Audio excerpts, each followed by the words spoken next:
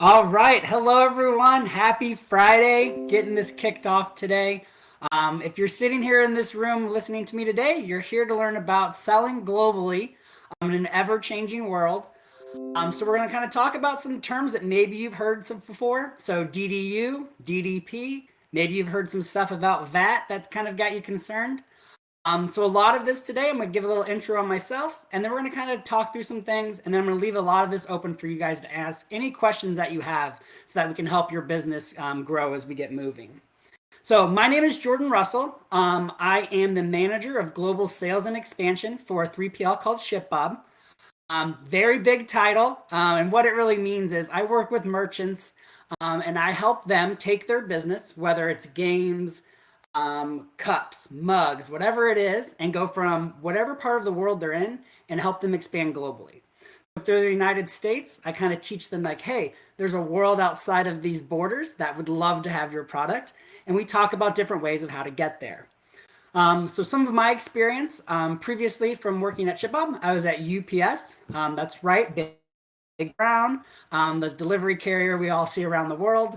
And for them, I also did the same thing. I worked with merchants and I helped them grow their business and talk to them about the different things that they could do on a global scale. Besides that, I've been in 10 plus years in the supply chain field. So any kind of shipping, transportation questions you might have, I'll try to answer those as well if they pop up during this conversation.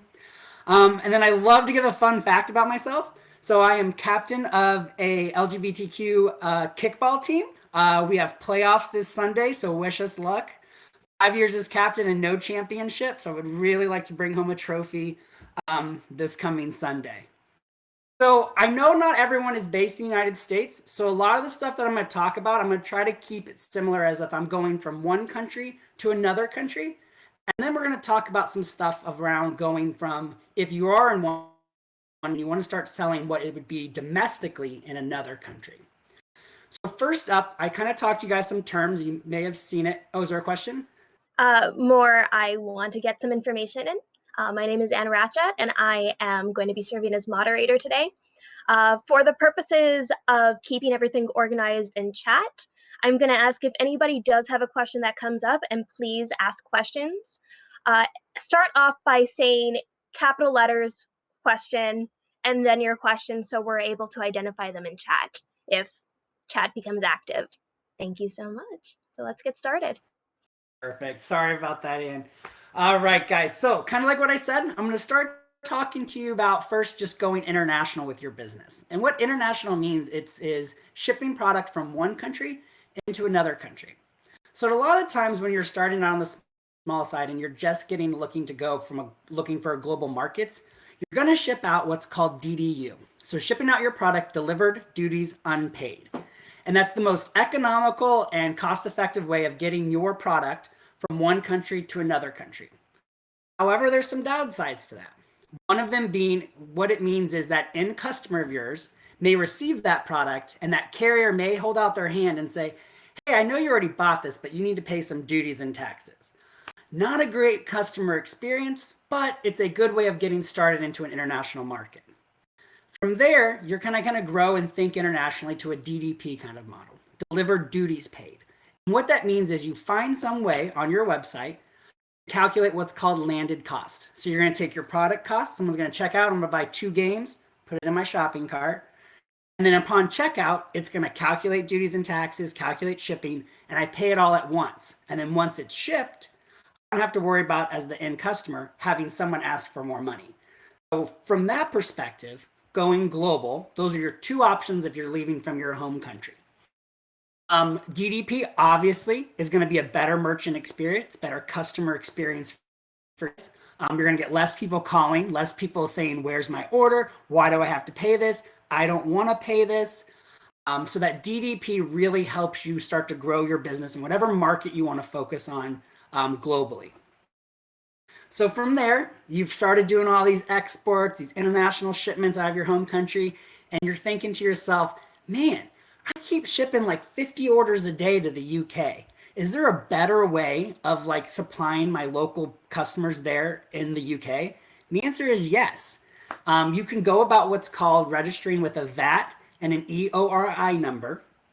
What that does, it allows you to start with being fulfilled within that home country. So you could ship goods somewhere to that home country and have someone like Amazon FBA, FBM fulfill for you. You could have a 3PL like what I work for, fulfill those orders for you as well inside those home countries. And what it does is it no longer has duties and taxes for that end merchant because you've paid them upon importation into that country. This is like where you've hit that big time lead. You've grown out of your own like local market and now you're tackling the UK market, and you can start to market yourself on your website as being a local shipper, start gathering more like advertising things there, and start moving your business into the UK and getting more sales. So in kind of the world of global, you kind of can always start small. You can always start with the DDU model, shipping, delivered, duties unpaid, to anywhere in the world you want to go. Then kind of take yourself like little stair steps is what I look at it. Start there, it's the most economical. I'm growing my business. I'm getting some merchant complaints, so I'm going to start going DDP. And then once I start going DDP, I start to look at my sales and my traction and I say, man, I have a lot of stuff coming from the UK. Maybe I should think about registering for a UK VAT so I can be in that country and fulfill and ship domestically for them. Kind of today, I've kind of told you what you guys can do from like a global, international perspective, but I really want to answer questions for you. So for me, this is kind of what I do on a daily basis. So any questions that you guys have, I'm here to happy to answer them.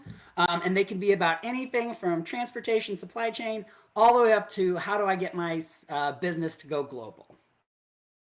So let's start off with the question of when do I start thinking about taking my business to a global level?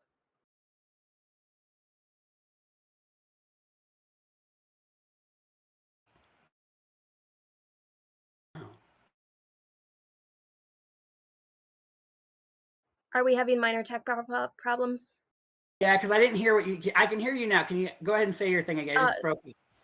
so one of the most foundational questions for me is when do I start thinking about bringing my business to a global level? Oh, that's a really good question. So I always tell this to any business starting out is you should always be thinking about growing your business globally. You first start out with having your website or anything like that, you never want to turn merchants away, customers away, because that's how you start to get into these local markets with your product. If one person buys it, plays with their friends, uses it with their friends, they're like, I want to purchase that. How do I get it? So I always tell people like from the get-go, you want to open up yourselves to international orders. You just need to prepare yourself. So kind of what I talked about from that DDU, DDP, you just need to prepare your website to handle which way you're going to choose.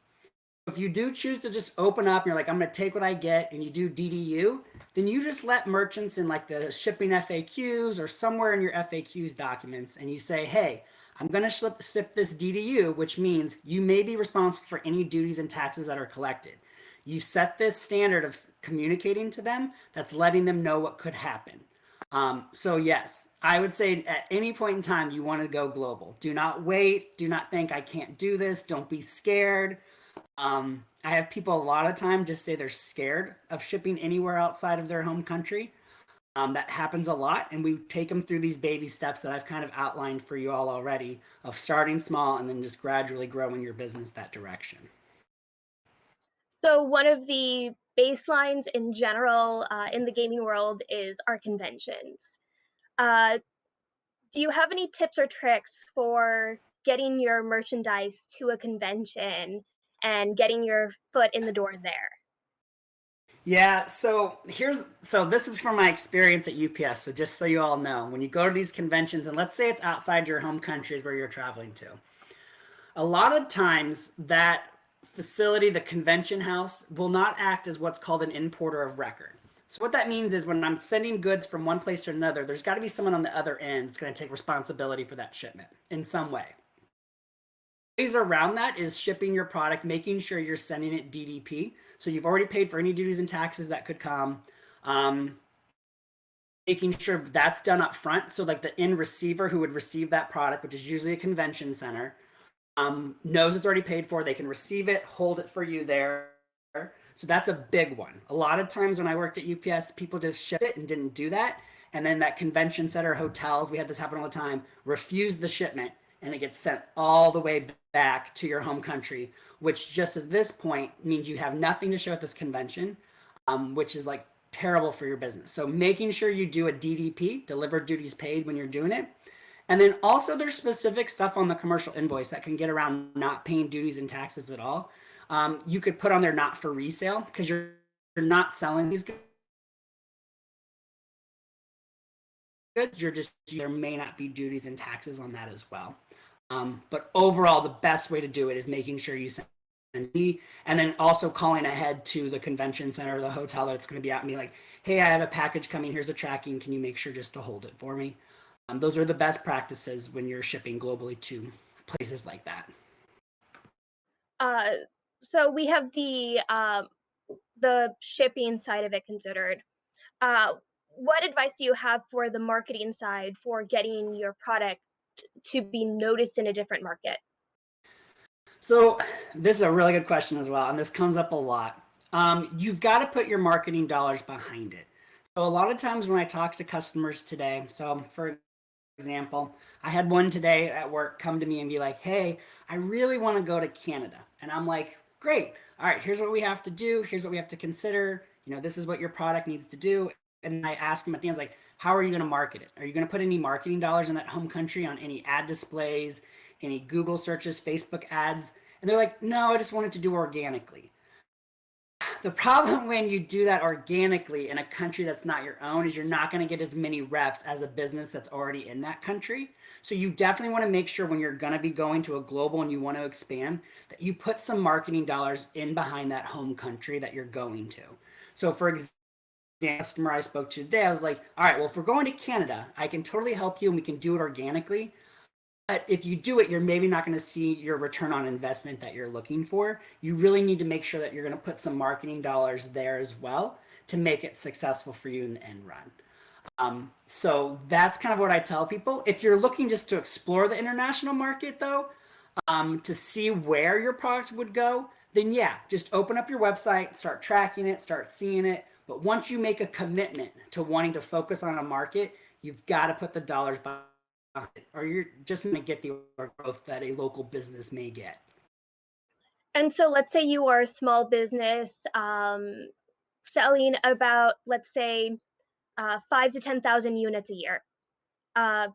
What would you give an estimate of how much funding for marketing would you expect for a small business, and then as you are growing?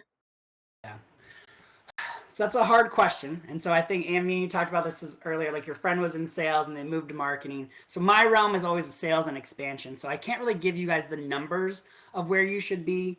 But if you're selling like 5 to 10,000 units totally in a given year, it may be best that you don't focus on a certain market yet, because you obviously haven't figured out where your market is. Now, let's say you're doing 5 to 10,000 units to a specific country. Then you've now determined which country you should go to. So now you're saying, I can go to Canada. Let's just use that as an example. I can go to Canada. I'm going to start focusing on Canada. I've got 5,000, 10,000 units a year I'm selling there. So you need to put the same amount of marketing dollars that you would put here domestically into that as well when you're going into Canada. It just makes sense if you want to grow your business to the same level that you have it in your home country. So what are the big pitfalls of shipping internationally? All right, so this is a good one. The biggest one that I see all the time is not being upfront with your end customer. So you've not outlined on your website that how you're shipping it. So like if someone checks out on your website from, I'm a US based customer, I'm going to buy from the UK. I check out and I don't know that I've spent so much that I'm going to have duties and taxes, and you've not told me on your website. I get the product come to my house. Someone's reaching out their hand like UPS and they're saying, hey, you owe another $100. And I'm like, what? I just paid $900 for this product and now you're going to ask me for another $100?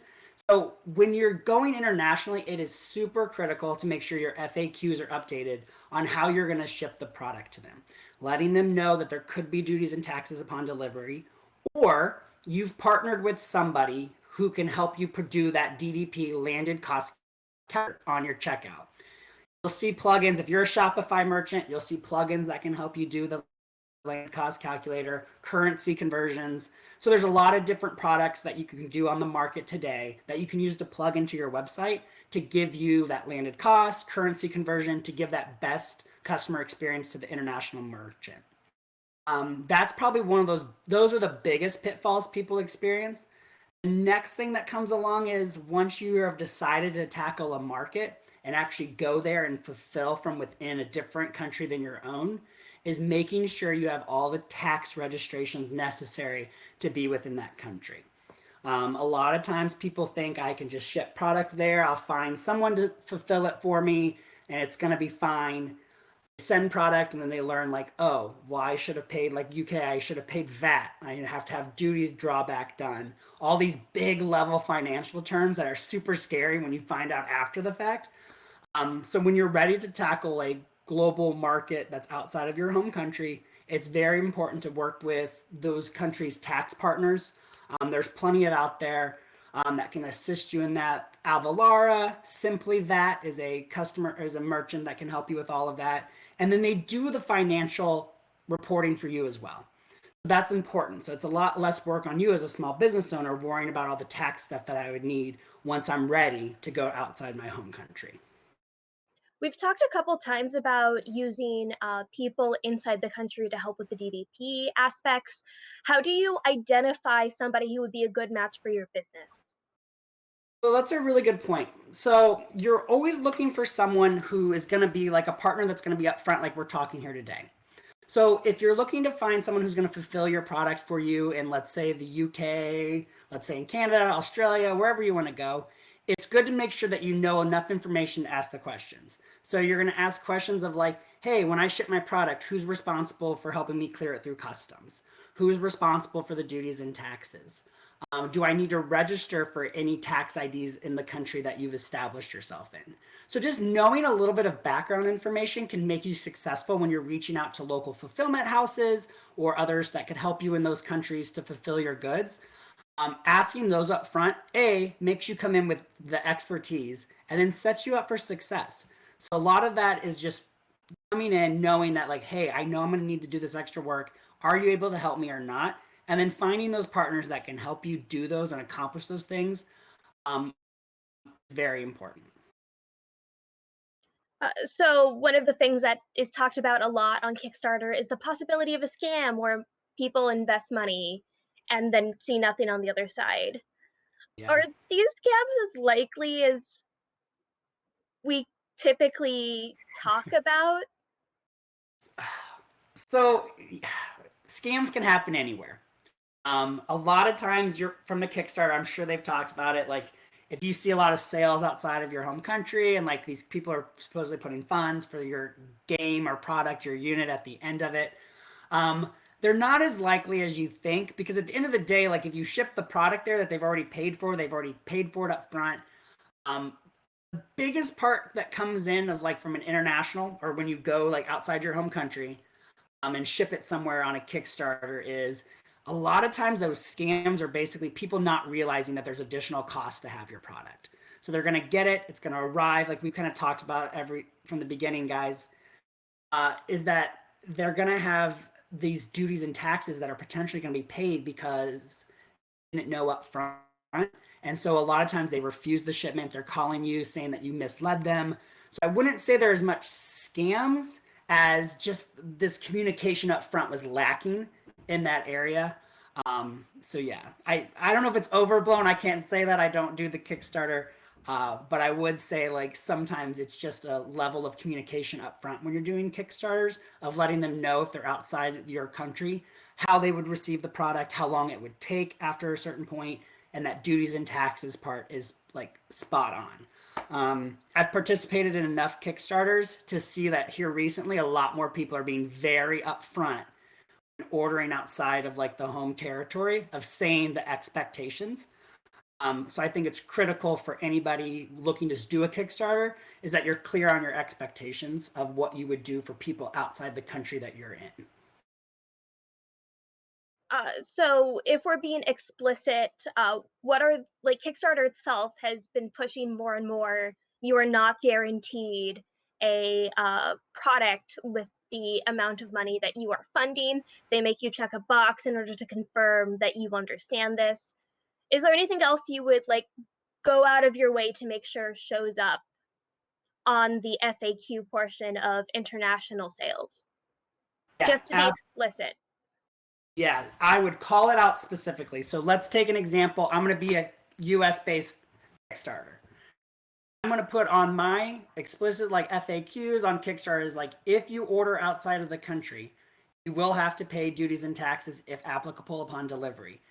Shipping time will be an estimated 11 to 20 days, because more than likely you're going to use your local post office to make that in delivery because it's the most cost effective. And if you do those two things clearly, you're setting yourself up for success if people outside of your country are ordering. And then also it's a good customer experience. So like if you do that and they get your product and they love it, they're obviously going to tell people about your product, and then hopefully that would generate more sales to your website, to whatever you do from after the Kickstarter takes place. Are the POD outlets abroad in Europe or Australia that we should know about? What was the first part of that? Are the POD outlets? POD outlets.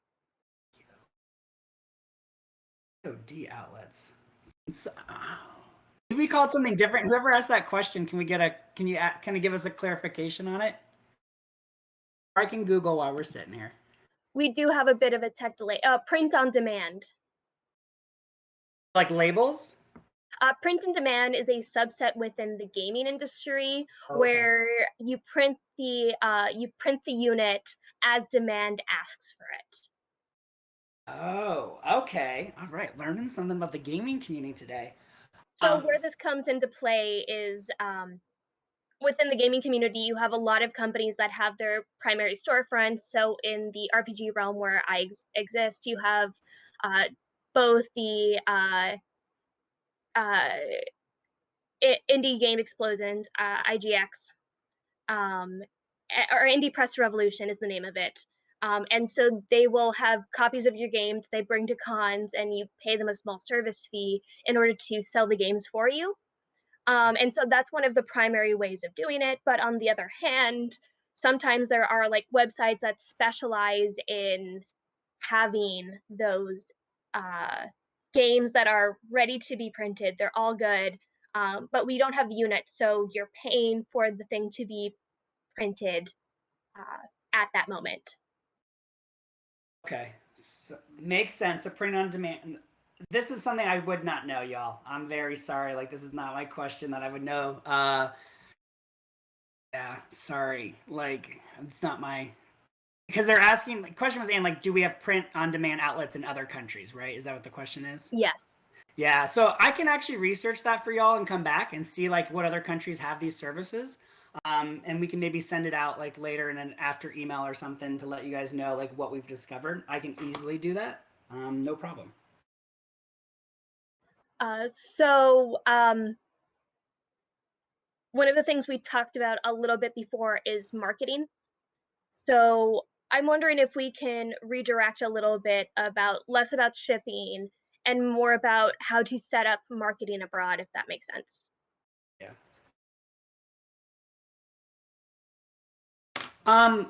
So this is all going to depend on which country you're going to go to. So you want to make sure we're going to be using local things that are prevalent in the country that you're going to be in. So for example, a lot of times we talk about it on my end of like what platform or marketplaces are popular in that home country. So looking if I'm going to be in that country, should I sell on those marketplaces or not? And if so, which ones are more prevalent? A lot of times like the big ones are out there in play. We know that there's like the eBay marketplace, and then there's obviously the big giant out there, which is Amazon. But as you go to different countries, it depends. So like in Australia, Amazon's not as big as actually eBay is. So like they kind of flip flop back and forth. So like Amazon's kind of gaining traction, but eBay was there first and has this a lot of what they're doing there is like more prevalent. But we do see Amazon coming up from behind in Australia very quickly, as we are seeing everywhere else in the world. So it's crucial when you're looking to market. You're looking to market on the right platforms, or you're looking to market on the right things. So like if you use Facebook in the United States and you're using Facebook ads, but like you're going to be in a country like, let's say Brazil, for example, that not a lot of people are on Facebook, you've wasted marketing dollars on being on Facebook ads inside of that country. So the important thing is when you're looking to go and start marketing in these countries is you do your back research to say which platforms, which services are these merchants, these customers in that country using, and then going and marketing on those. It varies wherever you're wanting to go, so I'm trying to give you guys just a general understanding of what you should do to kind of prepare yourself. Do you personally have experience working with Amazon to ship products? So I worked at UPS before I worked at my current company. I've never worked with Amazon directly. I understand what the of getting to those FBA, those fulfilled by Amazon facilities in other countries. You need to make sure that when you're doing that and working with Amazon, that they provide you a routing guide. And what that means, it's going to tell you how to get the products to their facilities around the world. You need to do it and follow it to the letter of what they need to do. I had a lot of times when I was working with customers at UPS, they didn't follow the routing guide. They would send stuff to Amazon in another country and not do it correctly, and Amazon will refuse it. They will say they won't take it. They will not allow it into the facility. It sits there. You start to get warehousing fees, storage costs, until eventually you have to determine if it's cheaper to send it back to you, which a lot of times it's very expensive to send product back to you when it's coming from an import standpoint, or do I just dispose of it? So when working with Amazon and like signing up,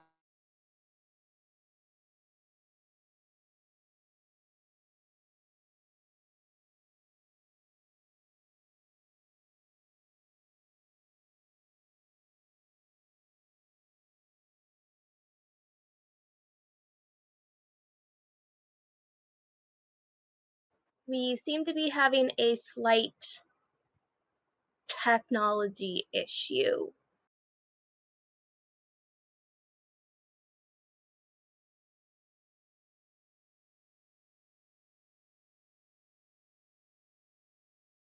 Apologies for this.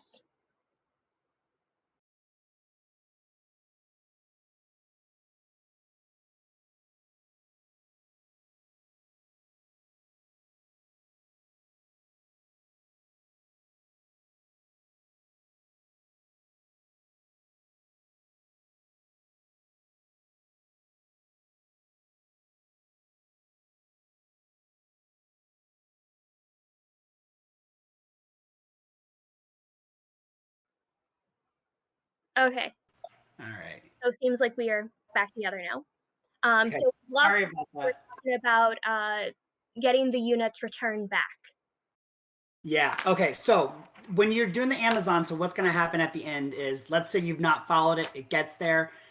You're going to have two choices at that point once you've sent your product to the Amazon warehouse outside of your home country. You either dispose of the product, which is a waste of the units that you've spent, or you pay for it to come back. And a lot of times that can be more expensive than the shipment cost outbound to the facility. So you need to make sure that you've done everything that Amazon requires in that country to get product there. That is very important. I can't stress that enough. And don't feel bad if you make a mistake. Always reach out for help when you're doing those kind of shipments. If you're whoever your partner that you're using, whether it's a freight partner, whether it's UPS, DHL, FedEx, whoever's moving your product, that you work with them up to the beginning of making sure everything is done correctly on a commercial invoice, which that's commercial invoice. I should have explained that. That's what tells customs what your product is and its value, so it clears through customs. So make sure it's done correctly with ever who's doing the freight movement of your goods, just so you don't come into a situation where Amazon's rejected it because it wasn't done correctly, and the product has to be disposed of or returned. And don't feel bad when you're asking these questions to your transportation partners. They know it. They should be able to assist you, and they're more than happy to answer because they want you to have a good experience with them as well.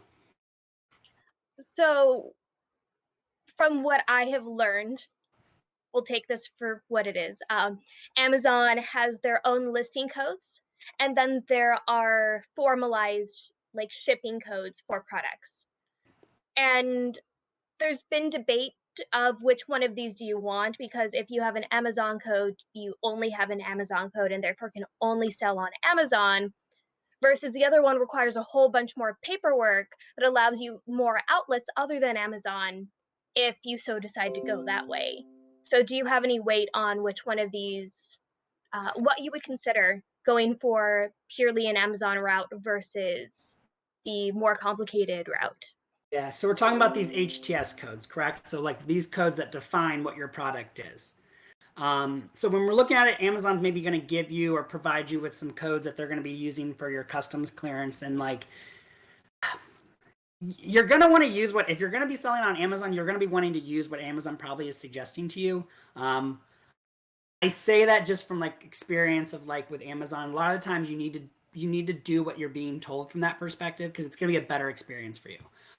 When you're going to look to do your own shipments outside of Amazon for your product, I would take the time to research your own.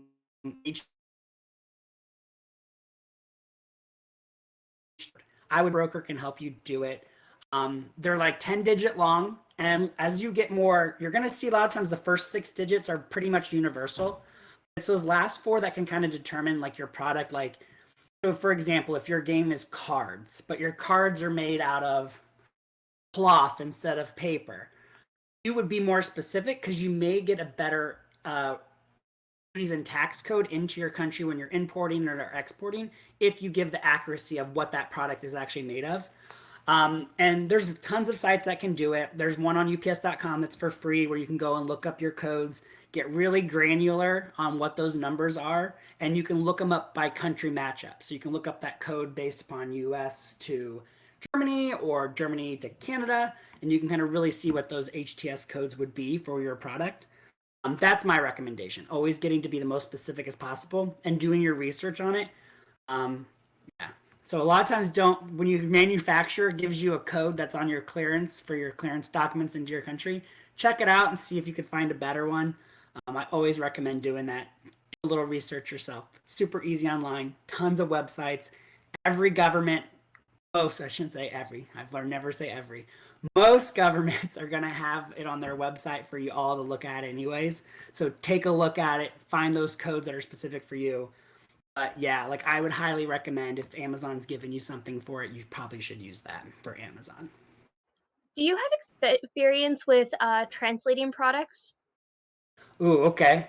So no, I don't have experience personally translating products, but I do have merchants that we have to talk about like translating their goods. So this kind of comes into play a lot of times when you're gonna be in a different country outside of your home country, selling your goods in a different language than your country is in. The best practice is to make sure that you've translated your product or put some kind of insert into it in the language of the home country you're in. There is some caveats around that. Certain actually require you to have it in their home country's language when going there. So you need to be careful when you're doing that and making sure when you're working with, for example, if you're going to be in that country, whoever your tax partner is that's helping you set up your tax IDs can also provide you the business information of saying, hey, yes, I'm going to be going to Canada. And we recommend and say if you're going to be in Canada and you have any B2B sales that may happen, it is suggested by law that you have French and English on your packaging. So that's something to consider and something you should work on with whoever's helping you from your tax advice of getting set up in that country. They'll easily tell you what's required from a translation standpoint. And yes, I highly recommend that you do it. It makes you more successful in that country too. So if it's going to take a lot of time or work or effort for you to do it, maybe just start with just shipping exports from there instead of actually being in that country. So would there ever be any benefit for not translating a product?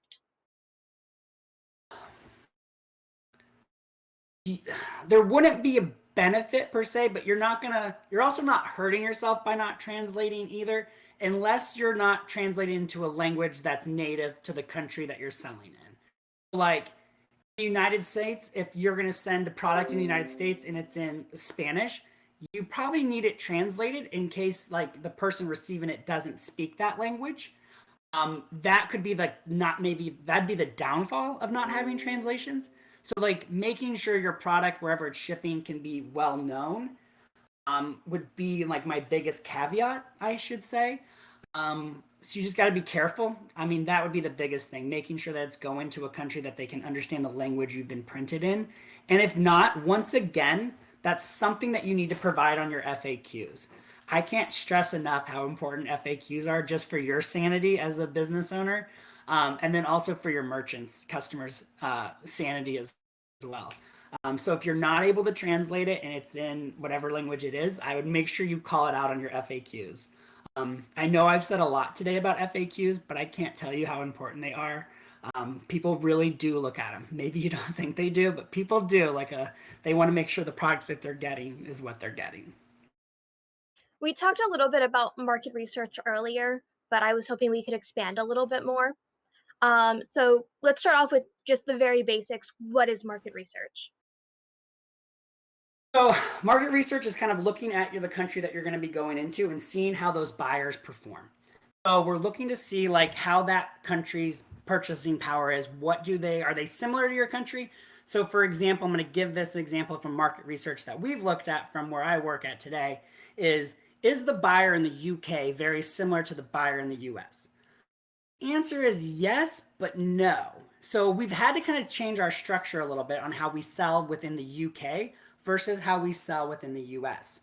US is very, very time sensitive on when they want to get their goods. So the market research here says I need the 2-day shipping. We all know the Amazon effect. I need to get it. But in the UK, a lot of the times, a lot of them we've experienced from the market research that we've done is that they're willing to wait a little bit longer for their product. And they don't necessarily need it if it's a lower priced item, need a tracked delivery service. So what that means is when you're shipping your product, a tracked or untracked, means tracked, I'm going to see trackability. I'm going to know every stage I'm going to know where it's at any point across the whole process. Untracked means I know it's shipped, I have an estimated date of arrival, it should get there around that time, and I'm cool to do it. So market research from that perspective, from a show us like how we need to pry, what products, what service levels we need to provide in that country. Market research for you all might be like this country doesn't do well with this type of game. Like they don't want to sit around playing a game that's going to take a lot of setup for 4 hours. They don't want to play a game that on the opposite, that's too quick, that's too easy. So market research for you as like a gaming community would be like, where's my product going to fit best? So I know which countries I should go after. How do you go about finding a market research company or other information that would be relevant market research? So a lot of times this is going to come back to paying for like a marketing agency to look into this. I know from like a lot of this stuff is like small to medium sized businesses that we're looking at, and sometimes you don't have that capital to spend. There's plenty of things that you can Google. You can Google like merchant buying power is a keyword that you can look at in the country you want to go to, merchant trends in the country that you want to look to, get a general idea of like, especially in like the toy gaming electronic field. You can find trends online that can kind of lead you towards a certain market that might be good for you.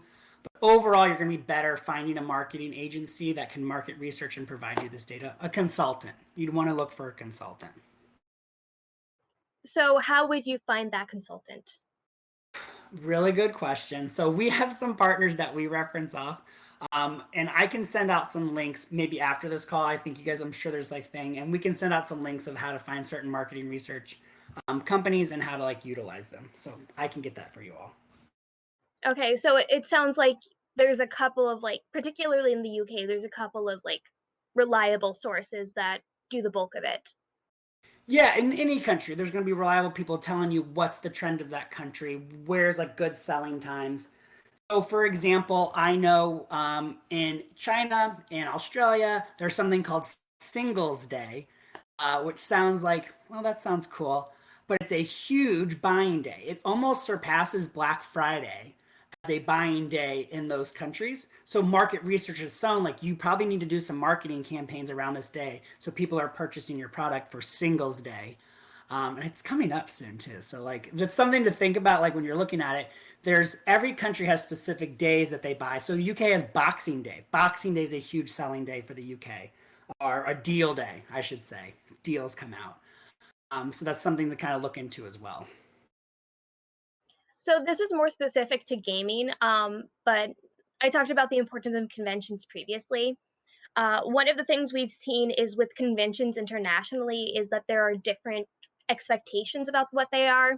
In America, conventions tend to be very social, but versus in Korea, uh, for various reasons, people will go to conventions with friends, not expecting to meet anyone, just to play at a game and then like go about the rest of their day, pretty much. So do you have any advice on finding specialized marketing research or marketing advice for these convention patterns? That's a really good question. A lot of this stuff is generated by cultural norms as well. So that's something, maybe it's not necessarily a marketing research of what I should expect from this convention. It's also knowing what cultural norms are happening in these countries.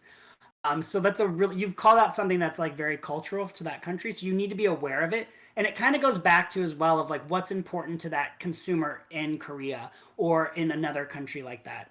Um, I don't have specific marketing research, but this is a lot of stuff that you're going to see, like marketing trends. When you Google stuff about buying power, buying trends, it's going to talk to you about what merchants expect from that country, how fast, what kind of product are they looking for.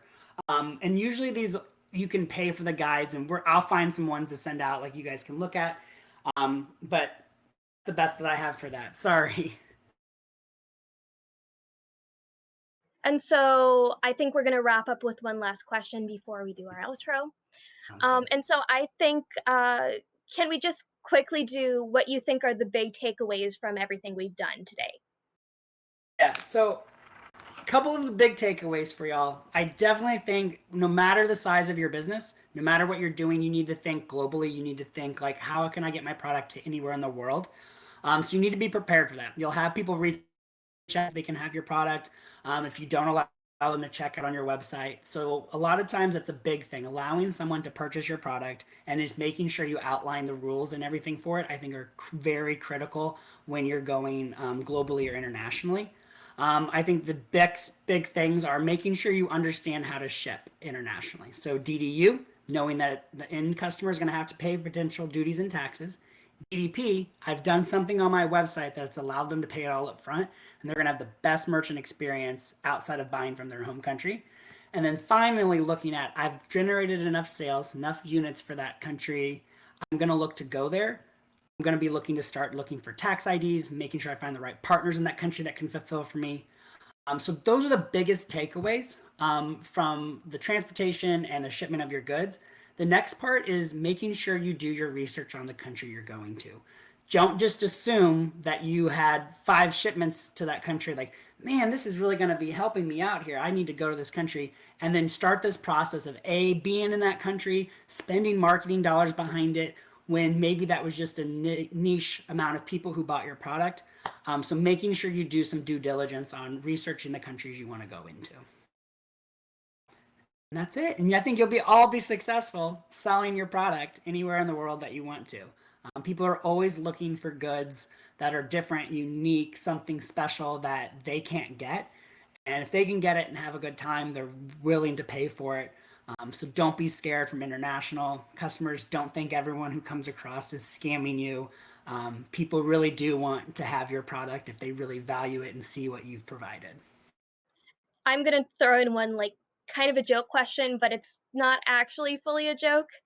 Um, the joke within movie industry is make your posters orange and blue because for whatever reasons there's a correlation of orange and blue posters and increased box office sales on the first weekend or something like that I've seen. So if you're putting together marketing materials, any opinions on the color scheme? Oh, well, my favorite colors are green and blue, so I would definitely say green or blue. And then also, that's the color of the world. So maybe when you want to go global, green or blue is the best way to go to show people that you'll.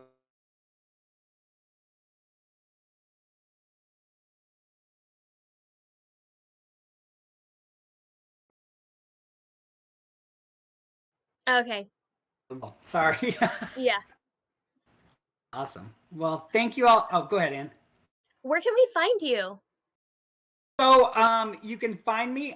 You can email me at any time if you want to. I'll totally take emails. I won't think you're a scammer. Just make sure that you told me where I've met you, where you heard from me. Don't just write me an email being like, "Hey, Jordan," and I'll no, not who you are. But you can reach me on jordanwrussell@gmail.com. Can answer any questions. And then if you're looking for some help with fulfilling your goods, you can come over and talk to us at ShipBob, shipbob.com. Sounds like an easy name. Can't forget it. And then when you're filling out a form, just tell them that you talked to Jordan Russell or you saw us at the convention, and we can connect that way as well. Here to help and anything that you guys need, any questions. So please don't hesitate to reach out. Very nice. I don't bite, so I'm more than happy to help. Cool. Thank you so much. Awesome. Cool. Thank you all.